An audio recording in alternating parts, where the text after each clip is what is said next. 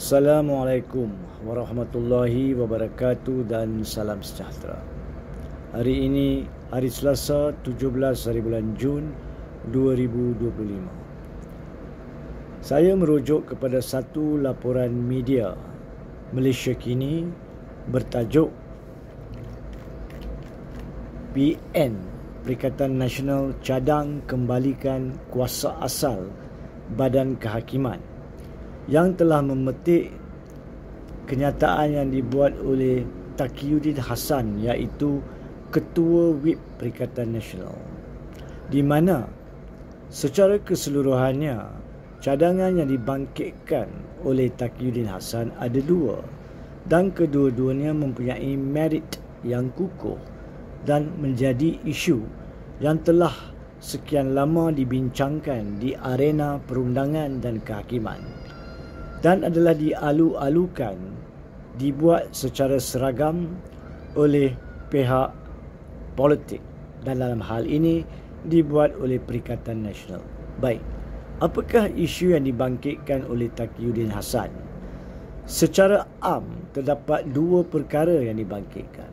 Pertama, beliau merujuk kepada kedudukan kuasa kehakiman tatkala pasca pindaan 1988, iaitu perkara 121 yang telah secara bertulis pindaan pada perlembagaan mengatakan kuasa kehakiman mahkamah adalah setakat mana ianya diberikan oleh Persekutuan, Undang-Undang Persekutuan, iaitu Parlimen. Itulah isu pertama yang dibangkitkan secara merit, dan saya setuju dengan pandangan yang diberikan, kerana selagi perlembagaan tidak dipindah kepada keadaan asal di mana kuasa kehakiman adalah sederet, selari, setimpal dengan kuasa legislator, parlimen, dan kuasa eksekutif kerajaan, maka selagi itulah konsep pengasingan kuasa akan menjadi isu yang mudarat di negara ini. Tapi pada masa yang sama, saya cuma nak tambah berkaitan perkara itu, iaitu mahkamah-mahkamah persekutuan sejak tahun 2017 dan sebelum itu telah pun membuat pengumuman-pengumuman yang memberi tafsiran bahawa pindaan yang dibuat pada tahun 88 kepada perkara 121 tidak boleh menghalang kuasa asal, kuasa sah mahkamah untuk menjalankan segala tugasnya demi keadilan. Tetapi keputusan mahkamah tetap keputusan mahkamah. Saya setuju dengan Ketua Whip Perikatan Nasional Taqiyuddin Hassan bahawa ianya lebih molek, lebih teratur, lebih mematuhi keluhuran perlembagaan sekiranya perkara itu diperbetulkan melalui pindaan kepada perlembagaan. Yang keduanya, beliau menyentuh juga berkaitan dengan konsep dan sistem pelantikan kehakiman yang di bawah perlembagaan sememangnya adalah oleh ke bawah Duli Yang di-Pertuan Agong atas nasihat Perdana Menteri. Itu dinyatakan secara bertulis dalam perlembagaan perkara 122 huruf besar B. Selepas tahun 2009, kita ada Akta Suruhanjaya Pelantikan Kehakiman ataupun yang dipanggil dalam bahasa Inggerisnya JAC, yang boleh dan wajib memberi cadangan nama-nama kepada Perdana Menteri untuk dibawa kepada Agong. Tetapi seperti yang betul dinyatakan oleh Taqiyuddin, peruntukan dalam JAC Act ataupun Akta Suruhanjaya Pelantikan Kehakiman 2009 berkenaan tidak mewajibkan Perdana Menteri mengambil secara penuh nama-nama yang dicadangkan. Beliau boleh meminta nama tambahan Seksyen 27, maupun beliau boleh membuat dan mencadangkan nama ikut kehendak beliau sendiri walaupun nama lain dicadangkan oleh JAC. Itulah kelompongan, kekurangan yang wujud di dalam Akta JAC 2009 berkenaan. Tetapi selain daripada apa yang dicadangkan oleh Taqiyuddin untuk pindaan dibuat kepada JAC, yang saya syorkan hendaklah melalui pengiktirafan keperlembagaan, iaitu pindaan itu hendaklah dimasukkan secara bersesama dengan perkara 122B, iaitu kuasa Perdana Menteri itu hendaklah tertakluk kepada cadangan mutlak daripada JAC.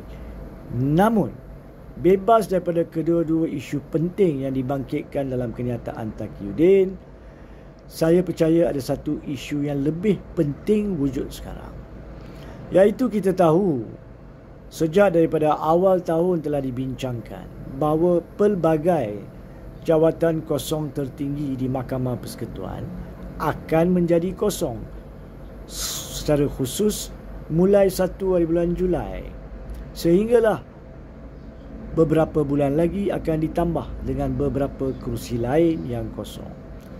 Ketua Hakim Negara sebagai pengerusi JAC sekarang akan tamat perkhidmatan pada 1 Julai 2025, melainkan tempoh beliau dilanjut. Itu pun di bawah perlembagaan boleh dilanjutkan untuk tempoh 6 bulan lagi sahaja.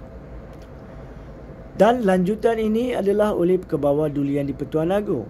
Dan sememangnya balik kepada perkara 122B, pelanjutan itu pun nescaya daripada cadangan kerajaan, iaitu Perdana Menteri, iaitu Anwar Ibrahim. Keseluruhan isu berkaitan pengisian jawatan kosong yang tinggi sebanyak 3 jawatan Ketua Hakim Negara, Presiden Mahkamah Rayuan dan Ketua Hakim ataupun Hakim Besar Malaya yang akan kosong mulai Oktober 2025. Ketiga-tiga jawatan ini akan dinasihatkan oleh Perdana Menteri. Tetapi pada masa ini Perdana Menteri Anwar Ibrahim menghadapi 2 isu kontroversi yang meletakkannya dalam keadaan konflik kepentingan daripada melaksanakan tugas perlembagaan untuk menasihati agung di bawah perkara 122B. Apakah konfliknya? Pertama, Anwar Ibrahim sendiri telah memfailkan permohonan di Mahkamah Tinggi untuk merujuk 8 persoalan perlembagaan berkaitan kononnya perlindungan yang wajar diberikan kepada kerusi Perdana Menteri yang menghadapi tuntutan-tuntutan sivil. Soalan-soalan itu walaupun telah ditolak oleh Mahkamah Tinggi pada 4 hari bulan Jun 2025, kini berada di Mahkamah Rayuan kerana Anwar Ibrahim telah memfailkan rayuan pada 7 hari bulan Jun 2025. Justru sehingga Mahkamah Rayuan membuat keputusan berkaitan soalan itu, sama ada soalan itu bermerit, ada asas untuk dimajukan kepada Mahkamah Persekutuan ataupun tidak. Dan selepas itu sekiranya mana-mana pihak, sama ada pihak Anwar Ibrahim ataupun Yusof Raudha yang tidak puas hati dengan keputusan Mahkamah Rayuan kelak, akan memajukan perkara itu semula ke Mahkamah Persekutuan. Sehingga itu selesai, bukankah Anwar Ibrahim berada dalam konflik kepentingan kerana soalan-soalan beliau diajukan kepada mahkamah untuk menjawab soalan tersebut? Di bagaimanakah beliau, yakni Anwar Ibrahim, walaupun sebagai Perdana Menteri, boleh dibiarkan untuk memberi cadangan nama-nama yang wajar naik ke 3 jawatan tertinggi Mahkamah Persekutuan dan juga jawatan-jawatan kosong lain di Mahkamah Persekutuan, Mahkamah Rayuan mahupun Mahkamah Tinggi kelak? Bagaimana? Bukankah ini menimbulkan persepsi bahawa Perdana Menteri berhak untuk menentukan orang yang lebih condong simpati kepada beliau dan kerajaan akan dicadangkan untuk menjadi kedudukan hakim-hakim berkenaan? Dan bukankah itu menimbulkan persepsi lanjut bahawa sistem kehakiman telah pun dinodai dengan kecurigaan konflik kepentingan Perdana Menteri berkenaan? Isu kedua, beliau juga menghadapi suatu laporan polis pada 12 hari bulan September 2024 yang dibuat oleh Yusof Raudha berkaitan dengan isu sama ada ataupun siapakah di belakang kepada penganiayaan dan kezaliman yang dilakukan dalam memerangkap Yusof Raudha. Selagi siasatan itu tidak selesai dan tidak mempunyai keputusan muktamad daripada pihak berkuasa polis maupun pejabat peguam negara, sehingga itu Perdana Menteri mempunyai konflik kepentingan dalam urusan pelantikan dan penamaan calon hakim, kerana isu-isu ini akan bakal ke mahkamah untuk diselesaikan. Hatta saya dengan rendah diri demi konsep keluhuran perlembagaan, kedaulatan undang-undang, menghormati institusi Perdana Menteri, mengesyorkan, menyarankan agar Anwar Ibrahim, Perdana Menteri ke-10 Malaysia, mengambil cuti rehat secara serta-merta dan mendelegasikan tanggungjawab Perdana Menterian beliau kepada salah seorang daripada timbalan Perdana Menteri yang kita ada sekarang, tanpa mengambil pihak dan tanpa memprejudiskan mana-mana peribadi, apatah lagi kepribadian Perdana Menteri Anwar Ibrahim. Ini adalah cadangan objektif, molek, yang penuh rendah diri, mematuhi kedaulatan undang-undang. Sekiranya Anwar Ibrahim mengikuti cadangan ini, insya-Allah saya percaya rakyat Malaysia akan lebih menghormati kerusi Perdana Menteri tersebut, kerana beliau sanggup berehat sehingga